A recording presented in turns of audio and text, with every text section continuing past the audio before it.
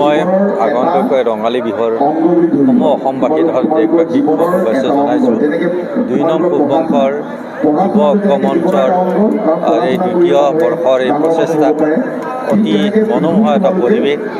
নতুন প্ৰজন্মৰ যুৱক যুৱতীসকলক বিহুৰ কৰ্মশালাৰ জৰিয়তে আৰু ভাল প্ৰশিক্ষক অভিজ্ঞ প্ৰশিক্ষকৰ দ্বাৰা প্ৰশিক্ষণ কৰাই যি ধৰণে বিহুৰ ইয়াত কৰ্মশালা অনুষ্ঠিত কৰিছে তাৰ কাৰণে উদ্যোক্তাসকলক মই ধন্যবাদ জ্ঞাপন কৰিছোঁ। আৰু নতুন প্ৰজন্মই যেতিয়া এনেধৰণে বিহুৰ কৰ্মশালাৰ জৰিয়তে বিহুৰ ভাল ধৰণে প্ৰশিক্ষণ ল'ব তেতিয়া আমাৰ নতুন প্ৰজন্মই ভৱিষ্যত বিহুৰ স্বকীয়তা বজাই ৰাখিব পাৰিব।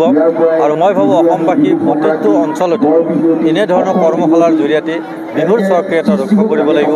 আৰু বিহু ইতিমধ্যে অকল অসমৰ মজিয়াতে নহয় বিশ্বৰ মজিয়ালৈ গৈছে।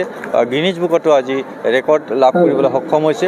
আৰু বিহুৰ লগতে আন আন জনগোষ্ঠীসমূহৰ নৃত্যসমূহ লোক সংস্কৃতিসমূহ আজি তেনেদৰে আগবঢ়াই নি আছে। ঝুমুৰ নৃত্যকো আজি অসম চৰকাৰে যথেষ্টভাৱে বিশ্বৰ বুকলৈ লৈ গৈছে। হয়তো আৰু কম দিনৰ ভিতৰত বড়োসকলৰ নিশ্চয় তেখেতসকলৰ লোক সংস্কৃতিকো তেনেকৈ আগুৱাই নিয়াৰ এটা সংকল্প লৈছে।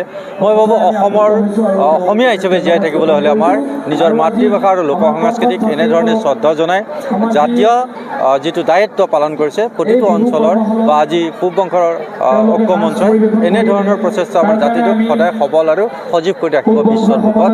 আৰু মই পুনৰ আজি এই উদ্যোক্তাসকলক ধন্যবাদ জ্ঞাপন কৰিছোঁ। যথেষ্ট প্ৰশংসনীয় পদক্ষেপ পূববংশৰ যুৱ ঐক্য মঞ্চৰ উদ্যোগত তেওঁলোকে যোৱা বছৰ অনুষ্ঠিত কৰিছে। এইবাৰো তেওঁলোকে কৰ্মশালাৰ আয়োজন কৰিছে। এই অঞ্চলবোৰতো আমাৰ জাতীয় জীৱনৰ সৈতে উঠি অহা প্ৰজন্মক একাত্ম কৰাৰ বাবে যি পদক্ষেপ এই পদক্ষেপ এইদৰে প্ৰত্যেক বছৰ হোৱাটো বৰ জৰুৰী। কাৰণ আমাৰ নতুন প্ৰজন্মৰ সৈতে যদি জাতীয় জীৱনৰ সৈতে সম্পৰ্ক স্থাপন হ'ব লাগে আমাৰ লোক সংস্কৃতিৰ জৰিয়তে হ'ব লাগিব। আৰু সেই কাম পূববংশৰ যুৱ ঐক্য মঞ্চই কৰিছে, এই অঞ্চলৰ অভিভাৱক অভিভাৱিকাসকলে কৰিছে। গতিকে আমি আশা কৰিম এই বাৰ্তাটো অসমৰ আন ঠাইলৈও যাব, আন ঠাইতো এই ধৰণে বিহু কৰ্মশালাৰ লগতে লোক সংস্কৃতিৰ চৰ্চা হৈ থাকিব।